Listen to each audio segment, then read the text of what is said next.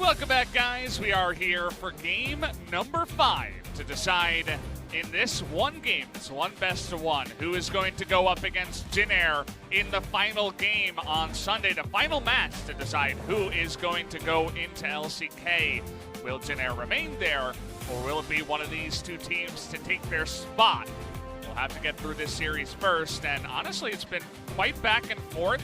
Game 1 was the most even game so far that VSG was able to take, but now VSG come back in Game 4 with a big stomp, and it really is anybody's game from here, Papa. And honestly, Valdez, sometimes zoomed out, those stakes that we kind of just pay lip service to are de-emphasized. But one team goes into the final round to potentially qualify for the LCK, which of course is the ultimate goal for all these players who have grinded so hard in the secondary scene where the viewership's much lower, where I'm sure the payments are much lower. The step up to the LCK, to the professional realm, is a significant one. So the loss today is a huge one to either ES Sharks or VSG. So for a while, for us, it's kind of been a 4-game series where there's not much to pick between the two teams, where no one is hugely convinced or hugely underperformed. The result of this match has a big implication on the org and the players behind them. So we zoom in. No surprise, ES Sharks has chosen blue side, as they have been on in every game except game number 4. When it comes to the first pick, is it just going to be the Galio? Well, we already know the answer to that is a no, because the Galio is taken out. Does the Rise remain permabanned all 5 games? Well, it's either Rise or Silas, right? So you have to leave one of them available, which means that the Sharks could easily just snatch it right up. Kind of just reading from the book of the tier list. At this point, as the LeBlanc ban comes in, that allows that to come true. So it'll be interesting to see who does hop onto this Rise, but a big pick selected here for the Sharks. So the Galio ban has heralded this Rise availability. Otherwise, things have basically stayed the same always through the series. Kuzan, a legacy Rise player. Aurelia has been left open, but banned second round a bit, and I love it being taken early from VSG, because this is a pick that can go into SoaR's hands, into Ruby's hands, hell, Veritas, who's to say he's not going to do a piglet and play it in bot lane, so Aurelia can be very, very flexible. Wait and see what the solution there is. Speaking of picks that have been the talk of today, the Lucian pickup probably is for Veritas, but we don't know for certainty. It'll be interesting to see if VSG wanted to do their own fair share of flexing on the Lucian, and it's good that you mentioned that both of those picks can be flexed. It really is good to go for picks early on that you can flex, because it leaves extra things to think about, some doubt in the minds of your opposing team, rather, as Rek'Sai once again is going to come through. What do we want to round out first round with? No bot lane has taken first round so far. Does that mean shenanigans later? No. If the Tahm Kench is locked in, it means the shenanigans chance has gone way down. So just Tahm Kench. Now, Light, if you remember a few days ago, was Jinx Vayne hyper carrying. So the Tahm Kench Varus is probably going to be target banned. I think you ban Varus and you just deal with whatever else is left open on the blue side. So VSG, final pick of the first round. Probably support or jungle would be what you would select. First round in this spot. Rek'Sai versus Jarvan. Again, no one super throwing their hands up in the air and celebrating about this one, but it's what we're going to see. And I think a Varus ban, yeah, they didn't even think about it. They just put it straight in there. You and VSG on the same page here tonight, Papa. And honestly, from watching the games, I mean, it makes a lot of sense. I like the ban and pick selection from the side of VSG. It really does feel like they're evolving as this best of 5 does go along, which is something that some teams actually have a lot of trouble with. And some teams play more Rise top than Rise mid. Kuzan is 5-1 in Challenger's career on the Rise and is a career Rise player. So I think you're heavily expecting that as VSG. If you wonder who is the best backup to Varus in the 1v1, or I guess the 2v2 of the lane matchups, it is Ashe. And Ashe could have been banned here, but they're going to ban the Renekton instead. So Jisu special, undefeated on Renekton 5-0. He's 6-0 Kled, 5-0 Renekton. So even though we had Renekton in LPL, Renekton in EU LCS or LEC now, and also in Challengers, we saw very little Renekton, almost no effective Renekton in the LCK. So that's a Jisu ban. would he dare blue side blind pick, or at least, you know, to some degree blind pick Kled, is the last remaining question. Well, looks like they're going to go ahead and pick up the Morgana first for the side of VSG. Leave that counter pick for most likely the top lane. Jisu has played no games of Rise top. So, does he just say, screw it, Kled? There's a real chance he does. It's game 5. They're coming off a loss. Confidence for Jisu, the player who's been the most affected, you would say, by the events of this promotion tournament, is important. The Vayne would have been paired with Sion in earlier days, but they're going to go the Ashe, like we mentioned, for the better laning phase. So I'm liking that. That's the cost of banning the Renekton. What will Jisu play in maybe the most important game of his career? There's so much on the line, as you mentioned before. You don't want to be knocked down to challengers for an entire split again. That, you know, if you go down there, you're going to have to wait to next year, even if you do promote after the next challengers. So you want to get into LCK now. And a lot of people were saying, hey, maybe ES Sharks are the favorites over Jin-Air. After that loss earlier on, we're not so sure. But to answer your question, the Akali is going to be that pick that does come through. Most likely for the top lane here for Jisu. VSG on their side going to round out their comp with Syndra. By reputation, yes. But actually no games played of Akali for the team ES Sharks. Neither of their carries have played it. So this is first time for 2019 on this Akali. The Ryze versus Syndra matchup is Syndra favored, as we well know, in the mid lane, but Ryze can grin and bear most matchups. Top Ryze has very few counters. Mid Ryze, you can think of Syndra, to some degree. You've got, if you want to turn the notch up even harder, then it's a Vel'Koz is very good into Ryze. Malzahar has been picked in over time. Mid lane Ryze, Kuzan on comfort. Jisu says, I found myself a carry, but the 6-0 Kled not selected. The Renekton 5-0 banned. Cannon also not going to be selected in this game, was banned by the side of ES Sharks. So Jisu, who away from comfort, you would have to say, has heavily underperformed Valdez.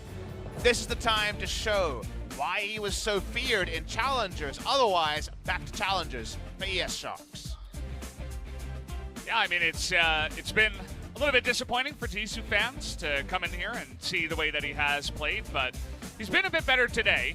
You can say that at least. There have been, of course, some blunders, but I feel like that has happened from both sides. So we'll see if he can show up on that Akali. Kuzan getting his rise once again.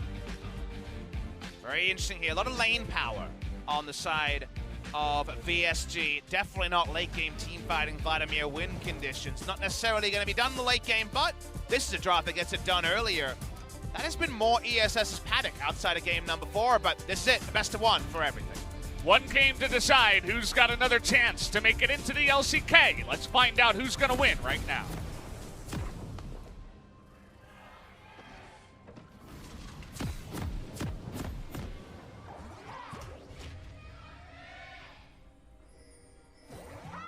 There you go. It took a little while, but everybody came on down eventually to support these teams from Challengers. As our observer is going to point out that Akali here, Jisu, has taken Conqueror up in the top side. I wonder if this will mean what it does in solo queue, because when you see the Conqueror, you're not bound to it, but very often there's an AD build coming for Akali. I see you motioning over to Doran's Blade. I mean, at the end of the day, that doesn't really mean anything, but I think it's definitely flows into that narrative. I haven't seen a Conqueror like a Triforce Akali in pro play. But I'm sure it's something that maybe someone around the world has done in a non-major region. Definitely see it quite a bit in solo queue. I really, really like the Ashe pick here because they were thinking about Vayne, and when it comes to Light as a player, we lamented some of his struggles on hyper carries. His Jinx especially was not great. First time out. The laning matchup against Lucian, you have the outrange just like Varus, in fact more range on to the Ashe. And also, while VSG, very strong in 2v2s and 1v1s, we said we liked their drafts in lane, eventually, Lucian, Syndra, Irelia all start walking up and they might catch an arrow and die. So, because of that, I think Ashe punishes this VSG comp that's much more about playing from ahead with a vision lead than it is necessarily in an even game. But it's at the cost of Jisu, first time on the year Akali. Light, first time on the year Ashe. And The lack of comfort on those players, the two biggest underperformers a few days ago, is something we're going to have to evaluate minute upon minute.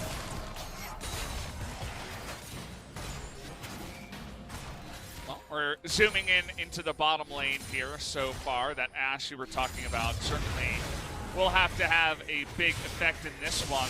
Take a look at some of the runes here. I believe that's double, I forget what the Legends Tenacity one, the name of that one is, but you had it taken by both Rek'Sai and Akali here up against a lot of CC on the side of VSG. Want to build Ninja Tabi nice and early. My eyes are actually on the mid lane rune. Kuzan's got Aftershock Rise for the first time in a while. We've seen skill matchups top lane where you want to take Comet to exploit the fact that the spaced out trades in a long lane are different, but in mid lane, when Syndra is so good at just pressing R on top of you, makes sense to go Aftershock to not just be blown up come level 6 on Syndra and Jarvan.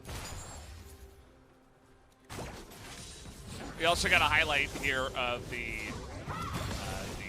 what's it called, the jungle path from the side of Cats. Went red up to Scuttle up to enemy Krugs. Interestingly enough, wants to help Jisu keep that pressure up in the top side and deny that very nice XP and gold camp on the Krugs from the Jarvan. Jarvan doesn't like doing Krugs because he goes for a machete start, which is the single target choice, and his base stats are good. You know, they've buffed a couple of times, but again, doesn't excel in that area.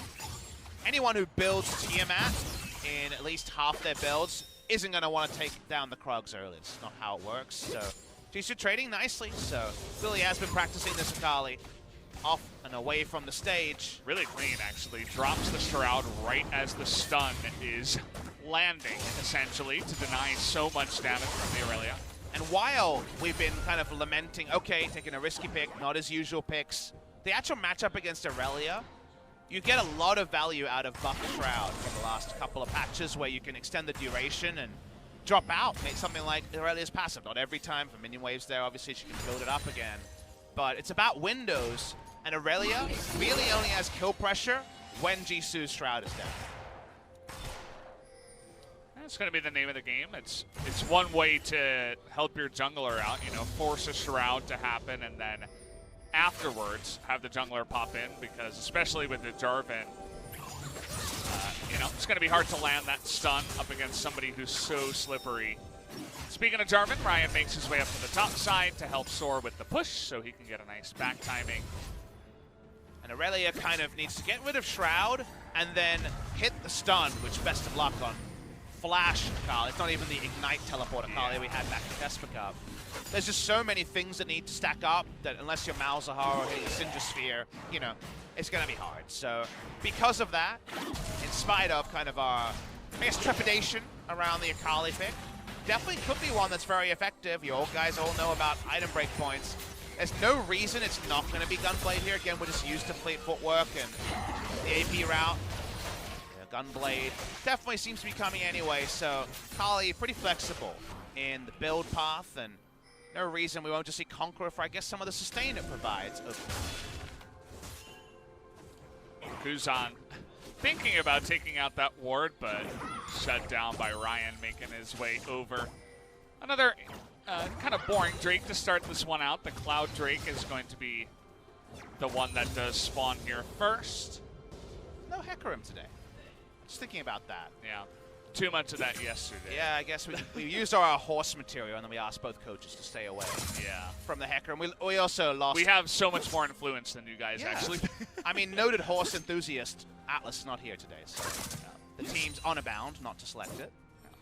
He loves his horses, that's for sure. So much Hecarim around the world that I was struck by the fact that it wasn't picked or banned today. We thought it might be on the cards in the previous game, but the Skarner ended up being super effective after all. You're saying that Atlas was a horse guy. You know, there's like kind of a stereotype against, not against, but for girls that are really into horses. You ever hear that before? No. It's actually a thing. Maybe, you know, it's not as common down in Australia, but definitely in America it's a thing. But I was just wondering if you knew anything about horse guys, or if anything changes. I just think of cowboys. I don't know. Atlas doesn't really strike me as a cowboy in the traditional sense. I've heard him maybe say the Australian version. Yeah.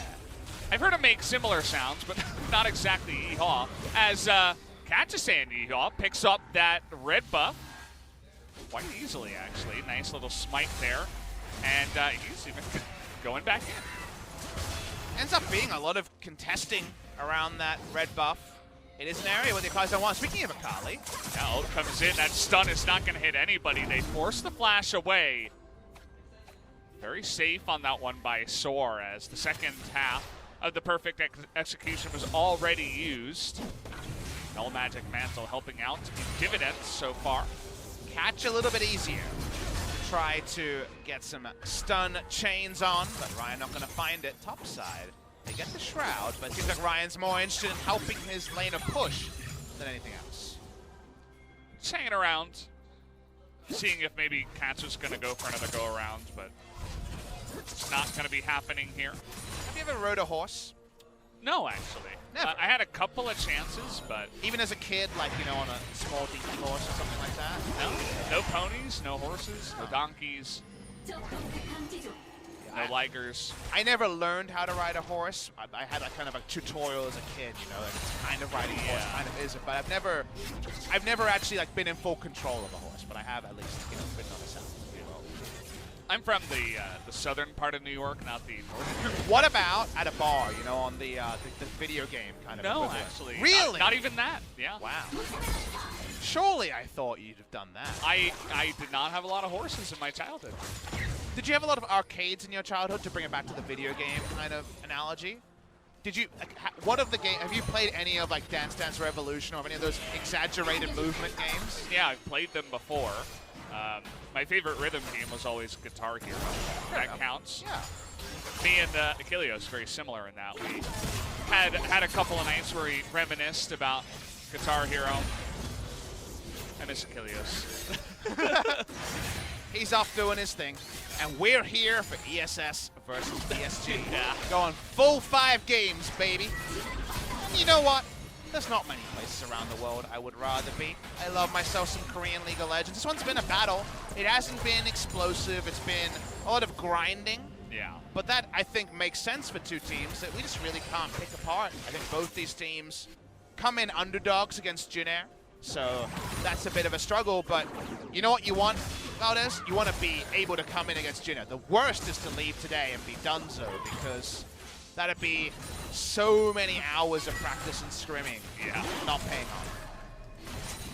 I mean, we talked about it before, but just imagine, you know, getting so close. Imagine the series against GuGer for either of these teams goes to Game 5 and then, like, somebody makes a mistake and they end up losing it. And you have to play an entire other series of of Challenger. Again, after you reverse sweep APK Prince, well, in VSG's case at least, to you know, beat the odds and beat out the favorite. I mean, a lot of my life choices came down to the what if question, which, if you lose here, what if we could have played GuGer and beaten them? GuGer aren't that good. They're a team that won 1 series in all of the LCK. Not an insult, no flame. They have played better than these two teams in this tournament, but it's 1 best of 5. What if we had gotten there and we could have won is something that is going to be asked by either ES Sharks or VSG. And right now, seeing pretty big rotation around the Rift Heralds just spawned, of course. Lucian can't get there. Everyone from ESS can. And so you see VSG say, okay, you guys win. We don't have our AD carry. Not much that we can do. Ryan just going to back away from this one. Maybe they'll try to trade the Cloud Drake just because they don't really have much of a choice outside of doing that. But Rift Herald will go down. Definitely the controlled play. If you walk up, contest that Rift Herald, lose because your Lucian isn't there, you're going to be kicking yourself. So ends up being the controlled play. Not the greatest streak to answer it, but you take a freebie and you just back away. Just coming back to the what if question, I wouldn't be a caster if not for what if. Like, you and I both started casting before there was full-time caster jobs around the world. You know, there was no Riot casters when we started casting, so you had to take a leap of faith, and you didn't know where it was going, and esports in a different spot, but you took it because you loved it and you want to take a risk.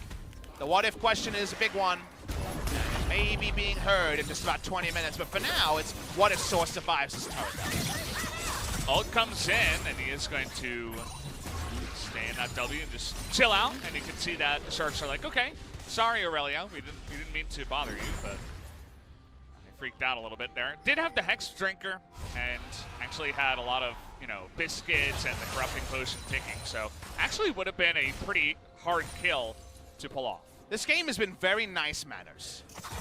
ES Sharks use their Abyssal Voyage and VSG said, oh, thank you very much, sir. Enjoy your drink. It's topside. Speaking of which, this time around, no ultimate available. Flash comes in, plus the ultimate. Yeah. First blood. Nicely done by Jisu as well to tank that one out and make that kill available. We found a bully. It's Catch in the top lane. Jisu and Catch come together. They find a kill. First blood of the game. Apparently, the truce is over. No more bunkering. We're going for action. No more Devour here down on the bottom side, so you could see that Ryan was trying to make it work, but fortunately Syndra, not the most mobile champion in the game, and well, at 12 minutes and 55 seconds, they take down all the plates and the turret up in the top lane. And no TP bot lane. They weren't feeling strong enough to try to make that play happen through the Ryan roam.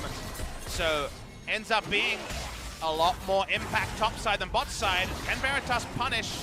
Not with the Devourer off cooldown.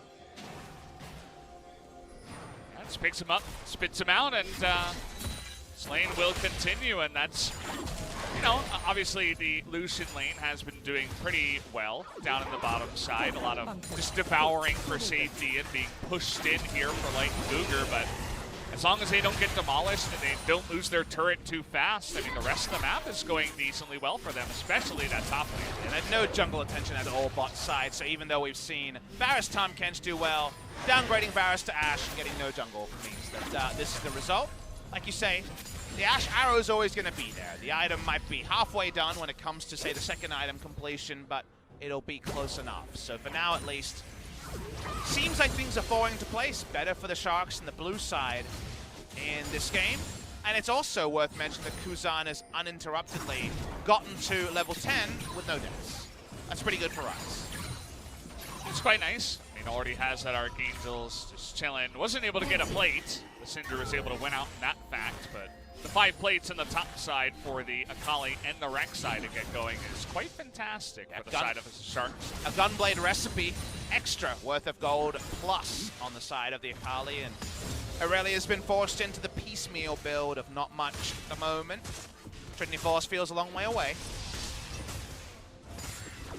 Remember, no Tiamat. Usually that's the item you build that's not Trinity Force. Had to go Hex Drinker, and then Merc Treads completed against a lot of crowd control and double AP in inverted commas. So had to go situational with a lot of the builds so far as SoaR. So Trinity Force Aurelia, that's really the normal breakpoint. That's ages away. Yeah, it's definitely an awkward feel. This is kind of the build that you go for when it's like you're just getting camped up in the top side, and you have to rely on your team to carry a lot of the time. But take a look at this once again. Nice stun onto Catch, but unfortunately he can drop aggro. The Hex Drinker helps out, but a simple flash from Kuzan will get him to safety. Even though they had to labor, it's Rek'Sai Rise, the easiest, easy peasy stuff for the side of ES Sharks. An inner turret as well. Remember that outer turret didn't go down until now, I believe.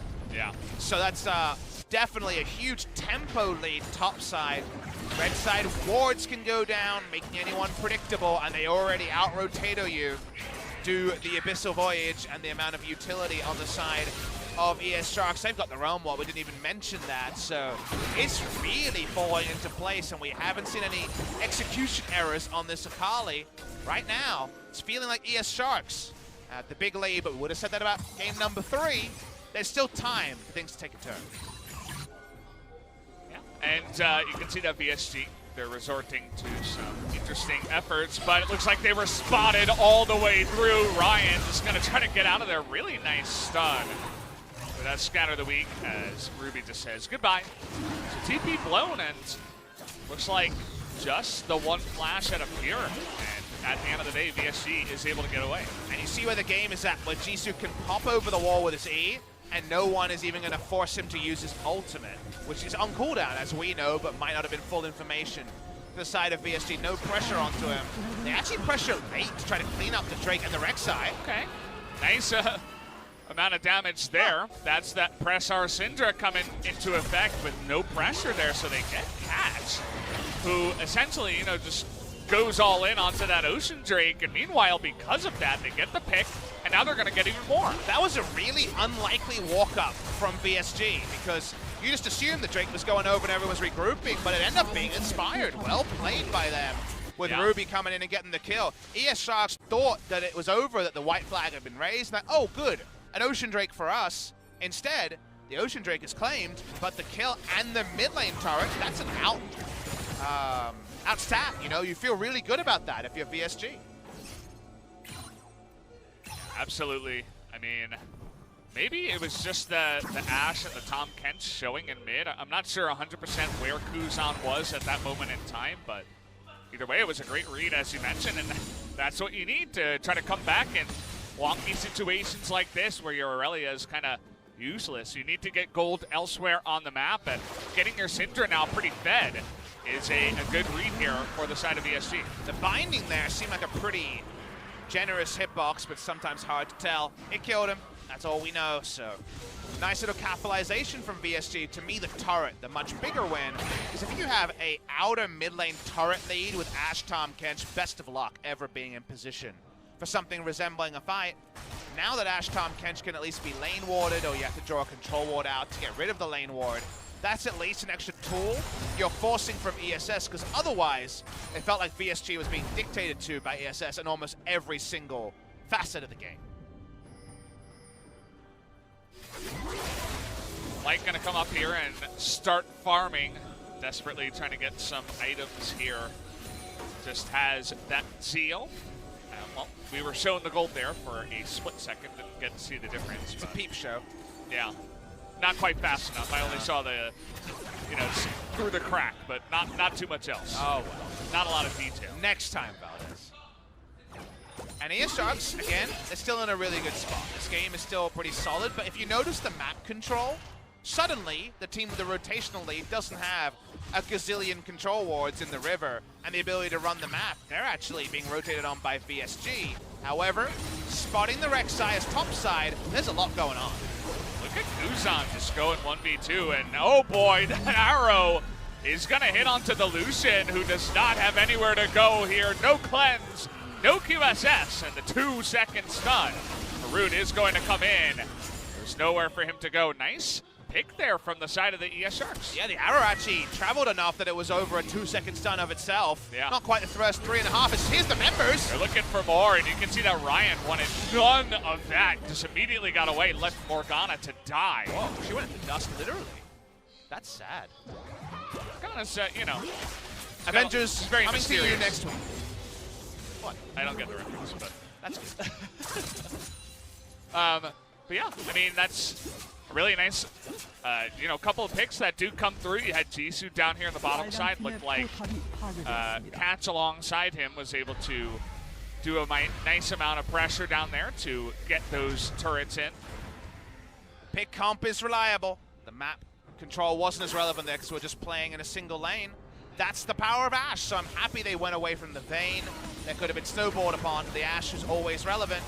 Ashe arrow comes in, and with this much travel time, let's watch how long this is. Yeah, it's about 2 seconds, maybe even slightly more. And from there, It's like 3. yeah, never a chance. 3.5 if it travels, I believe, kind of like Galio ult range, maybe a little bit less than that. But yeah, it was definitely towards the higher end of the maximum amount. Into the death chamber they go. 2 items done on Veritas. It's the Essence Reaver Essence Reaver play the Ruin King, so no Black Cleaver yet, probably no Black Cleaver coming. It's a build that doesn't have any great synergy as 2 items, it just gives you some lifesteal and a bit of crit and mana return. You know, Blade, Black Cleaver, or Zeal item into Essence Reaver. That's usually how you want to go together. Yeah. Winning lane, I guess that's why Blade came in, but right now the build doesn't give you a lot of immediate power.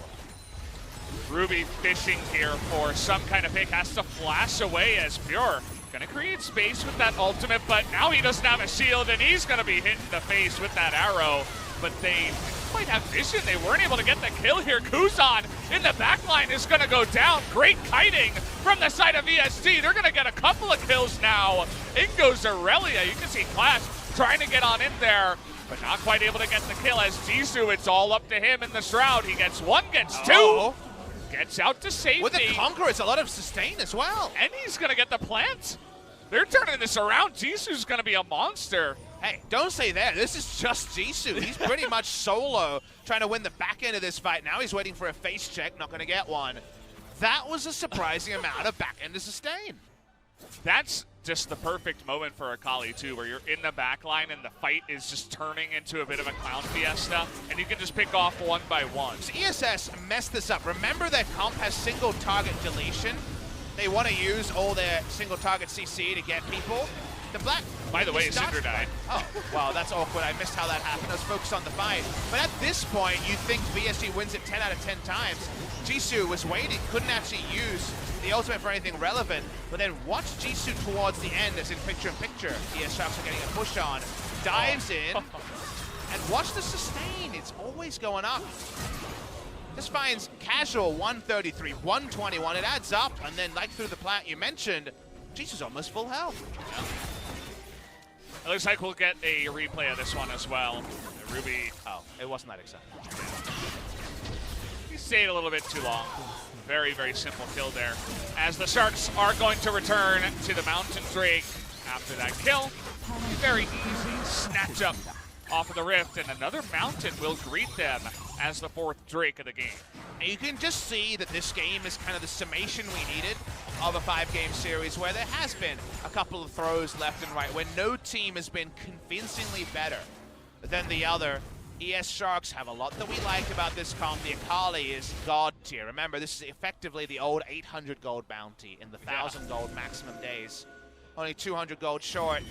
Got more farm and more kills. So this Akali is basically a win condition in and of itself. And yet, if you're kind of pushing me right now and saying who you betting on, I'm still keeping my money in my pocket. I'm still not sure between ES Sharks and VSG versus game. I mean, you look across the Rift, and you do see a Syndra that's nicely fed. You see the Aurelia finally got her item, that Trinity Force. So there are some options, and you can see the way that VSG are playing these team fights, too. They're not just, you know, trying to go balls to the wall with the Syndra just straight into the Sharks. They're just really kiting it extremely well. So these tools need to be used well. Realm Warp and Abyssal Voyage gets you a Baron. We've seen it so many times, Valdez. Maybe that's what ES Sharks needs, a pick into a rotation.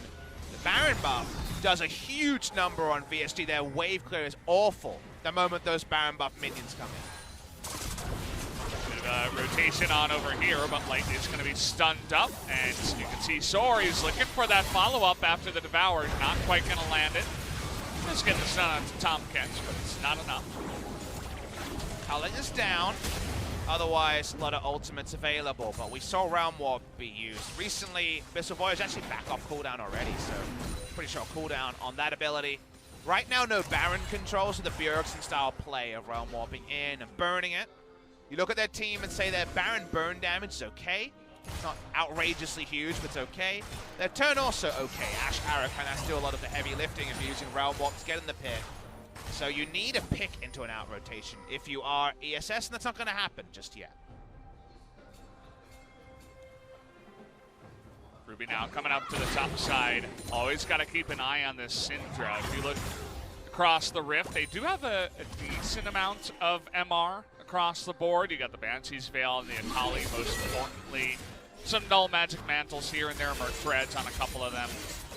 And even the lock of the Iron Solari is going to be very important, just to try to cut down on that huge burst that a champion such as Syndra, but not even just her, but also the Lucian and the Aurelia will bring into the Rift.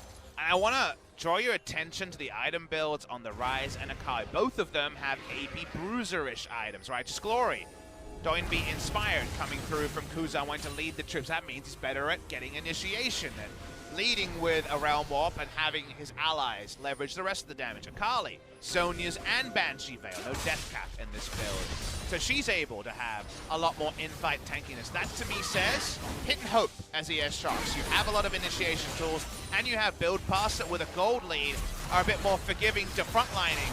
So it's on ESS right now to make the aggressive moves. I feel like they've drafted comp, played towards it, Meanwhile, VSG are kind of waiting and lying in wait for ES Sharks to make a mistake.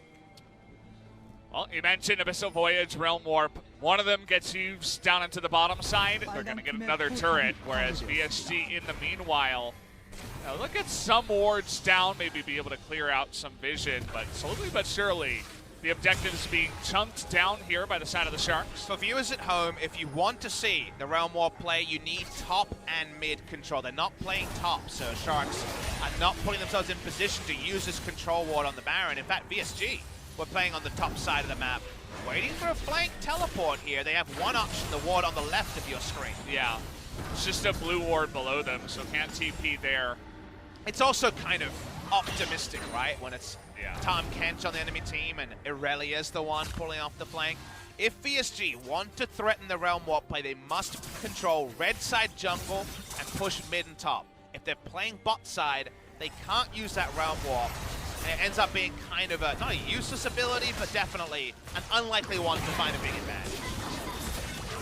Feel the tension building in this game as even VSG are fighting back. The TPs are coming in as Ryan with a nice Cataclysm into that back line. But do they have the damage? It doesn't look like it. Jisu is still alive with a huge amount of damage coming out from that perfect execution. But it goes SoaR, still looking for the opportunities. Down will go catch here, but Light getting pretty low, but still Jisu is alive in the background, and it's all Kuzan as well. That stays alive for so long on that tanky rise, the bruiser rise, as you mentioned. The TPs are coming in, and the Sharks are going for the end. They're going for as much as they can get, possibly Valdez. It was all about the staying power of the items on ES Sharks. They went early, they needed to buy time, but time is something they were able to build, and their time to make it to the final best of 5 might be now. They're going to get at minimum this inhibitor, and they call in Kuzan for the TP. They're going for more. 10 seconds on Morgana. Is this too 12. greedy? 12 on the Syndra. They're going to try to ignore the Jarvan here. Oh, now they're turning onto him. That's a bit confused. Yeah, okay, they're going to get Jarvan here, but... Okay, the Dagara comes in. I'm like, where did he go? Down goes Jarvan, but they stop the killing of the base, which is pretty huge, as now you can see VSG moving up towards the top side. That tells you the TP from Kuzan was misused, because now that was used for nothing, Valdez.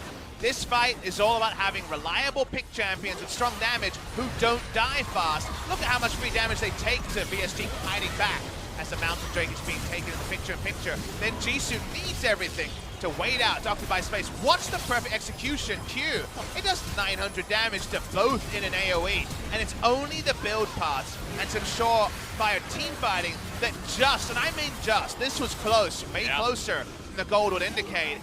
This is what was required, given that they're forced onto VSG. Found a VSG team that was defensive until the last. That 1-2 punch of Jisu going in first, doing a huge amount of the damage, and then the tanky rise coming in towards the end, and just literally standing in front of 3 of them and saying, I'm just going to kill you all. You don't have any damage left over to kill me after you used everything to try to kill my Akali. And that's exactly what he was able to do. Really good positioning, I'd say, from Kuzan as well.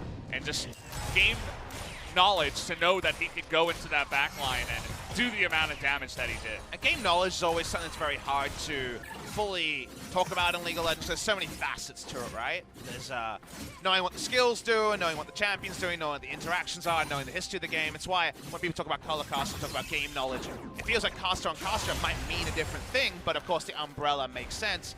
To me, that was kind of gamesmanship of knowing how you can click your buttons and what all those little variables are. The Uzi in a team fight, always living on a sliver and never using the summon spell at the wrong time. The gamesmanship from ESS just, and I mean just, carry them over the line. It now blows open the game in a meaningful way, but is it a game ender? We're going to find out soon. They do have quite the lead here, just about 7.2 thousand gold, and they're going to get even more with the turrets falling. And you can see that Jisu, I think he was spotted coming on over to this spot. SoaR is going to be able to push this one back. So for now, will just be that inner turret that does go down. So many of the easy objectives are down. They've even cracked the base. The Baron feels like a game closer on VSG. I don't think they can possibly survive it. They're going to start to compete around this area. Arrow goes straight into the Black Shield as Jisu's like, well, what am I going to do now? There's not much follow-up as everybody else was funneling through the jungle, so good idea to not go in that time around. SoaR back. He's got some good TP wards if it comes around Baron that aren't spotted by control vision. ESS a little bit cheap about the control wards around the Baron, so they will be flanked in that possibility. But now Aurelia going to show herself onto the minion waves, and those wards, they're running out real soon. Yeah. Like now. They're gone. They're gone. They don't see anything. I mean, there's the one on the left side now that Pure just placed down. That's going to be the key one right behind them. But already, Ruby's going to disappear before the fight even begins. But they trade it back on a Jisu. Now trying to land that binding as GuGer trying to just get the Devour onto SoaR, but the knock-up here by Ryan is going to deny it for now. Really all eyes on Kuzan, and he's the big damage. SoaR trying to get on in there, but the aftershock is huge. Ryan gonna go down, his light still available, just standing still and delivering, and Kuzan is still very high on the health and should be able to win this fight for him. It's only Veritas left over. As the ult will come in, and see you later. Double kill will go down, and it looks like the Sharks are going to go for the end now. They're trying to buy time, but I don't think it's enough with Abyssal Voyage. 2 members there pushing in. Death timers at their shortest on Ruby in 8 seconds. It's Syndra 1v2, otherwise down to challengers for VSG. That should be it. I mean, it doesn't look like there's enough time as Ruby. Okay, I'm going to hold that thought as he does actually spawn on time. The game is not over. That's the double debate from ES Sharks. I know, that's close. They made the mistake with the Rise teleport. Didn't matter, they still were able to get their picks with their gold lead. This time the Abyssal Voyage comes in, Rise can't back them up, again gets them nothing. They need the Realm Warp there to make that level of a play. So the game extends again, we're debated again. And one team fight is won somehow, and it's a miracle, it's unlikely, but VSG, they're not done yet. They're not done, but here you can see Ryan shows himself on the super minions in the bottom side, and so the Sharks just say, okay, we'll just take this one. No mistake about that. You can't walk past all the King CC on ES Sharks and steal a Baron. That's not realistic when it's Ashe, Rise, Rek'Sai, Akali. It's not going to happen. So Baron given up. That means almost a 10,000 gold lead given up. I'm going to watch the replay here. If this is going with Overwatch analysis of who's traded, Akali dying first is not good, right? The death report is telling you that Jisu and her 1,000 gold spree has now gone to the enemy team. But the problem is that VSG are fighting an enemy terrain. They're trying to kite out and get, say, another Flawless Duet cooldown onto SoaR, but eventually Kuzan finds his root cooldown, and that means that ESS should always trade up. Kuzan, Aftershock just laughs in the face of that damage. He's surprisingly tanky. Not much, or not enough damage, I should say, because they do have a decent amount with the Aurelia Syndra Lucian, but not able to thread it through for any kills onto the Rise, who is now unbelievably fed. Yeah, maybe even more so than the Akali at this point, with the Rabadon's death cap completed here. I'm not sure what they can do to take out this Rise. I remember back in Season 2, the thing everyone hated on the LoL forums, not on the Reddit, back before the Reddit was a big thing, was tanky DPS. I hate the tanky DPS. Warmogs, Atmas, Trinity Force, these builds, right? Yeah. This Rise is a tanky DPS with this build. We don't really talk about that term anymore because we've got bruisers and other more eloquent words, but this fits what I remember of this guy can't die, and holy crap does he do a lot of damage. He kills me, but I can't kill him. How's that fair? That doesn't make sense, but Rise trying to redefine that role, and it's a big reason, you know, nowadays, especially with the very fine-tuned builds that came out. Big reason why he's just so great in pro play, as well with that Realm Warp and all the Realm Warp plays that were discovered. He's a gigantic champion to go for. Yeah, I think Bruiser undersells him. Jarvan with Warrior Enchant is a Bruiser. Yeah. No one who buys a Death Cap, unless it's Rumble 6th item, is a Bruiser. So, right now, hard to deal with the Rise assignment for anyone. Ruby especially is scared, and Aurelia dies slowly. What happened to Veritas' health? I didn't quite see that disappear immediately, as he's going to have to go back and spies more time with still a minute here comes left the Baron over. Minions in mid lane. Okay, that Bruiser taking a lot of damage as Rise, or rather, Ryan is going to have to also go back. So 2 inhibitors fall. Veritas trying to get on into Jisu. Actually, the culling is going to be used here. It's going to flash an ult away just barely to safety. So has to use basically everything to get out of harm's way. And the good news for lovers of long games, 40 minutes is probably going to be on the cards here. It's quite a long time till Elder spawns. The blue side Baron buff's about to wait out. Jisu has teleport though, maybe we told a lie. Maybe they can find a way to get a pick and close this game. Jisu makes his way back in, so that'll make things interesting to push the two lanes, but Baron is going to end right now. The only thing is that they're about to lose their last inhibitor turret, so not much of a defense left over for the side of VSG, just that one Nexus turret. They can draw the minion wave to mid though, as here we go. Light just walking forward there. GuGer has to save his life, but now Jisu in the back line. Has a bit of help from his friends, but he's gonna be ulted down. But Rise, Kuzan still available, doing that damage. Flashes forward, he's gonna bounce some on top of that Aurelia, and nobody can stand up to this Rise now.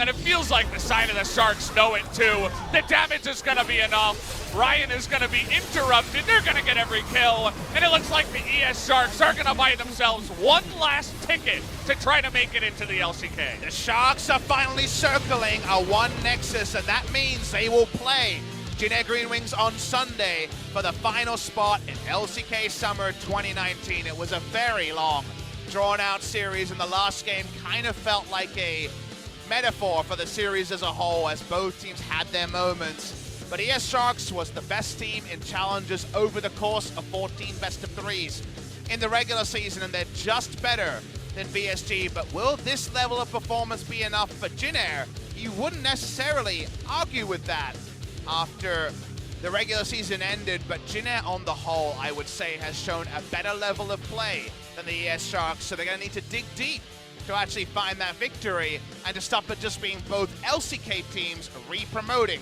to LCK Summer 2019. Yeah, I know it's definitely hard for some people out there watching to not have the LCK bias of like, well, GuGer only won one game, they're trash, right? Well, it's kind of hard, you know, because the Sharks, they have a lot to prove coming up from challengers that they actually deserve to be in LCK, and so far it's kind of wishy-washy, you know, through rough waters so far. So does make Sunday kind of interesting because I believe it should be close, at least closer than the Sharks versus GuGer the first time around. And it is a rematch, of course. GuGer beat the ES Sharks in the first round and did it comfortably. Linderung's Rise was a raid boss, that's for sure.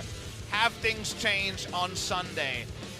Sadly, when we move to the side of VSG, things have not changed for Veritas. 4th promotion tournament, and for the 4th time in a row, he will not be promoting to the LCK. That is a pretty buff Shark. That's a Chad Shark right there, for it sure. Kind of looks like Captain Flowers, if I think about it. Yeah, a little bit. He'd take that as a compliment. He's got the jaw. He's got the jaw. He's also, that guy's pretty buff these days, oh, let me tell you. So he's been at the gym, so he deserves buff Shark status. Sad for VSG to be unable to come back in. Jisu Busan was that team we were so impressed by in the Kesper Cup, but I would say categorically the combination of the two squads, the 10-man roster, it's been another one on the 10-man roster fails rather than 10-man roster successes. It reminds me more of Longzhu in 2016 that never got the best of some pretty talented players. Will we see any of these individual players in the LCK in summer? We're not to know. Back to challengers for VSG. VSG versus BBQ coming to a stream near you. The ES Sharks versus GuGer.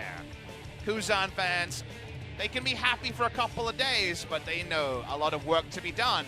To be fully happy, Kuzan needs to upset his previous org in a best-of-5 in order to make it to the LCK. Yeah, and at the end of the day, if I'm GuGer, I'm sitting back on Friday. Obviously, they're doing a lot of analysis and thinking about how they're going to defeat this team. But after today, I'm not super scared, right? If the Sharks came in and they, you know, stomped him 3-0 and showed a bunch of different picks, I'm like, oh boy, you know, maybe these guys are actually going to come into play this time around. But after today, I'm GuGer, I'm like, yeah, I got a lot of intel, 5 games, learned a lot about the different picks. You know, Jisu can play Akali, we learned that. They waited until game 5 to pull it out for the first time and prove it. And it's just a lot of information for GuGer coming in to say, hey, we've got a decent chance against this team. And the ES Sharks were the easier of the two teams to prep for because they've got 5 players. They play a very standard style. Yes, they can have some creative counter picks for lanes, but that's realistically one a game, right?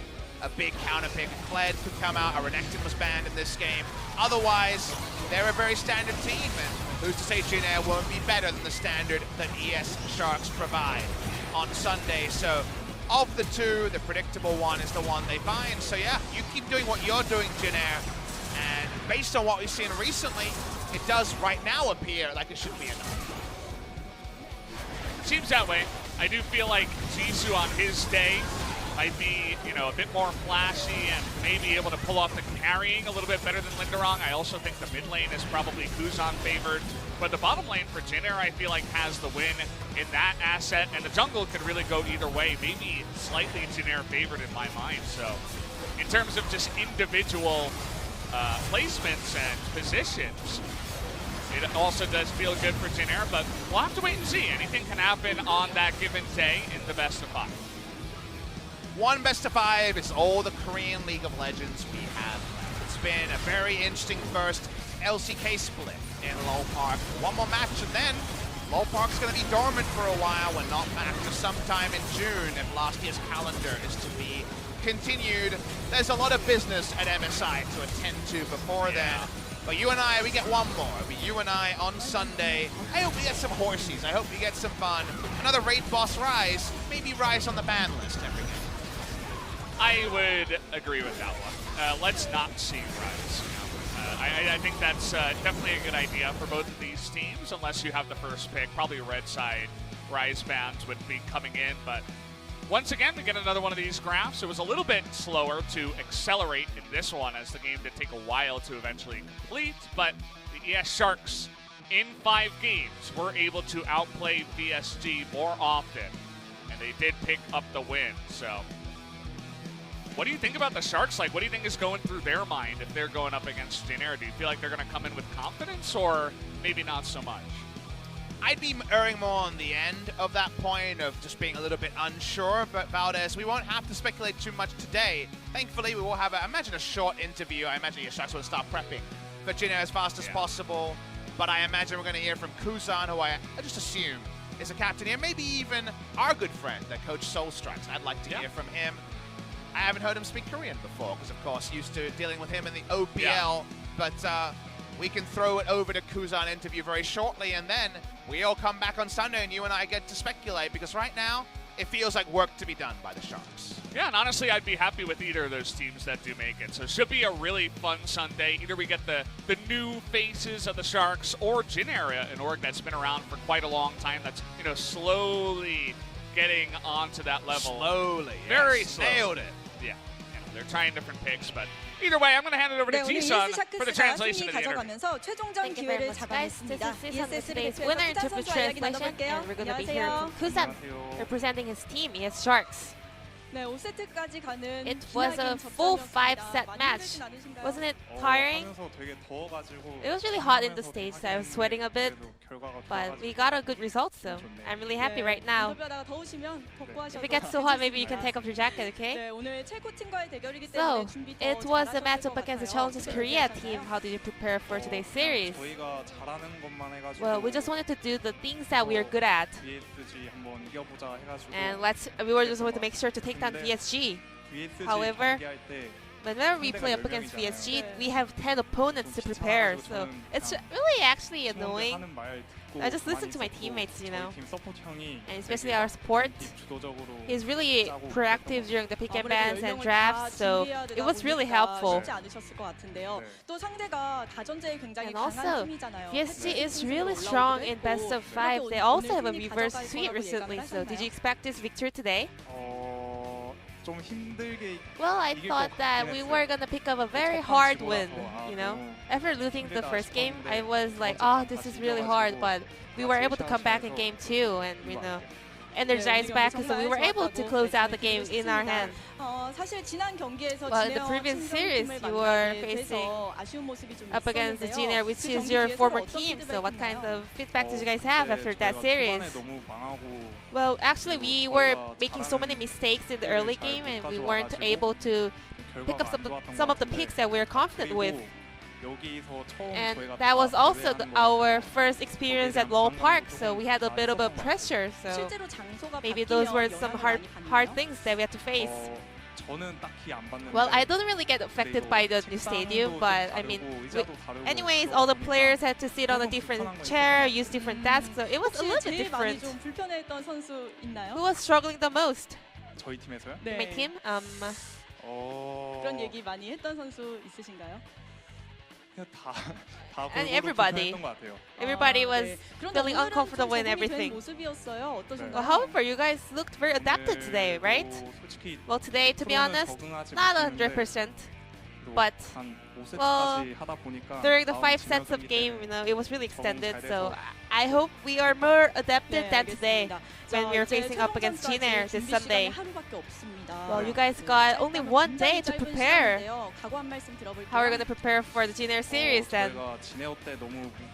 Well, in our last series, we were, we weren't really powerful in that series, and I know maybe Kuzan kind of underestimated us, but I just want to make sure to give our revenge on them. And Kuzan, there are a lot of fans watching you guys and supporting you. So any last message for the fans looking at the camera? Well, thank you for all the fans who has been supporting us throughout the promotions, and I hope you guys keep supporting us. Thank you. 여러분 쿠잔 선수에게 큰 박수 부탁드립니다. 저희 하루 뒤에 이제 see you Sunday, Kuzan, at the finals match. Hope you prepare really well, and I hope you get adapted to LoL Park maybe this Sunday. Thank you very much for this interview, and I'm gonna pass it back to our casters. Thank you. 네, 쿠잔 선수와 함께했습니다. 중계선 연결할게요. Thank you, Jisu, for that wonderful translation of what was a pretty straightforward and, well, it took some turns. Short, short?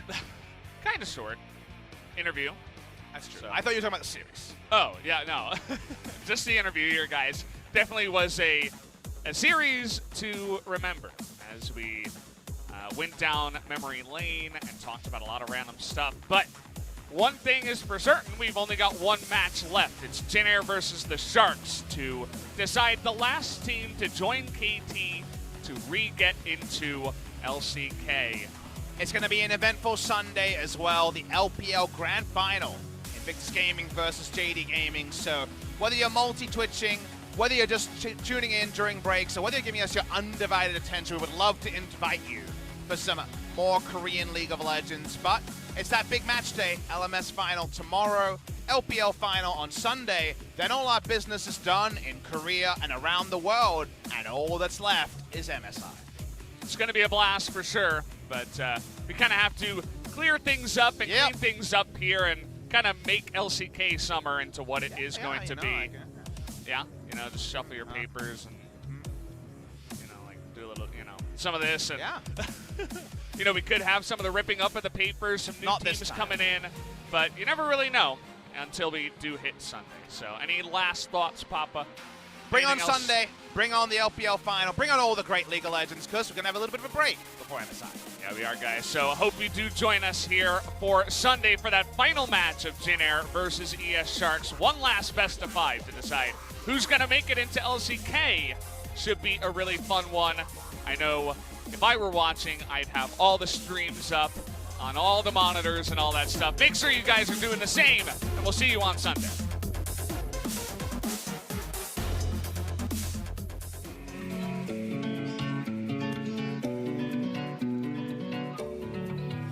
Take me higher when I feel low. Make my world brighter when I'm alone. I keep on rolling on with your fuel. You're like my gasoline that makes my dream come true.